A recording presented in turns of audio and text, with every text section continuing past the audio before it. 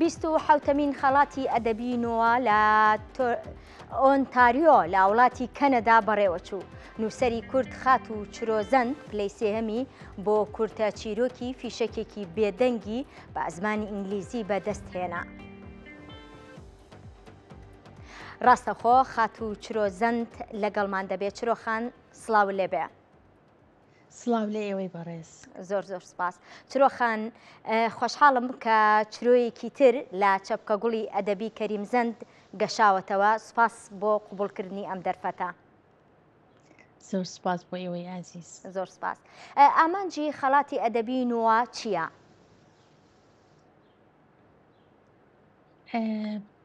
ئامانجی لە ڕاستیە کە نووسەرێک خەڵاتەکرێ وا هەستەکەی کە تۆ ڕەنجی ئەو بەرهەمەی کە چەند ساڵە ئەیەی بەدەستی هێنیتەوە.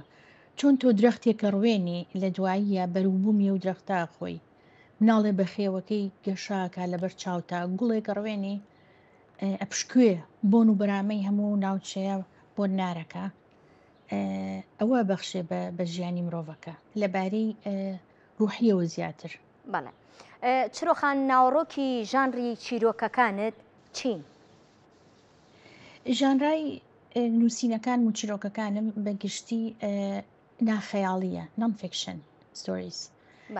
ئەم چیرۆکەش یەکێکە ئەچێتە ناو ئەو ژانرایەوە کە ناخەیاڵیە. بەڵێ. کەریمزەند ناوێکی دیارە لە مێژووی ئەدەبیاتی ئێمەدا. چ کاریگەریەکی هەیە لەسەر بەڕێستان؟ کەریمزەند بۆ جیهان یەک مرۆڤە، بۆ من هەموو جیهان. هاوڕێ و باوک و مامۆستا و ڕاهێنەر و کەسێک بۆ لە ناخە منی پەروەردە کردووە. گرنگترین مرۆڤە لە ژیانمە. بەڵێ. جموجۆڵی ئەدەبی چۆن دەبینیت لە وڵاتی بۆ نمونە لە وڵاتێکی گەورەی وەکو کەنەدا؟ بە دڵنیاییەوە جموجۆڵی ئەدەبی زۆرە و کەسانێکی ئێجگار زۆریش لە کەنەدا دووهەم گەورەترین وڵاتی دنیاە لە دوای رووسیا. خەڵکانێکی زۆری لێیە و کۆچکەرانی ئیمیگرنتی لێرەکە لە نووسەران بەشداریەکەن، واتە ئەدەبیاتیش لێرە زۆر بەهاشی پێیرێ و گەلێکیش پڕجوڵەیە. بەڵێ. گەنج چ ڕۆڵێکی هەیە لە بەرەو پێشچوونی ئەدەبیاتمانە؟ گەنجەکان بناغن.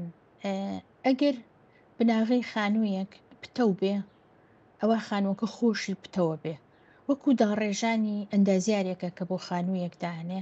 گەنجەکان ئەو بەردانەی کە لە ژێرەوە لە بناغەکەیان داهێنرێن، واتە ئەوان ئەگەر پەروەردە بکرێن، پەروەردەیەکی ڕاست بکرێن، کۆمەڵگایەکی دروست و چاکمان دەستەکەوێ.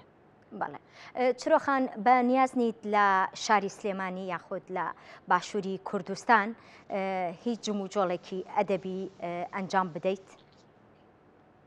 من تازە لە کوردستان بووم کە گەڕامەوە. لەوێ کۆڕێک و بۆ ناسینی پەرتووکم کە دەرچووە، چرۆ ناوی منە، لە پەرتووخانەی مەموزین لە هەولێر بە ئەنجامیرا و پاریش لە بنکەی ژین. بە سپاسگوزاریەوە گەلێ بەڕێکوپێکی بەڕێوە چوو و لە هەمان کاتە لەسەرا ناوەندی شار. بەڵێ. مەبەستم بوو کۆڕێک یان ئەدەبیاتێکی تایبەت دروست بکەیت لە شاری سلێمانی کە ناوی باوکتی هەڵگرت بێت.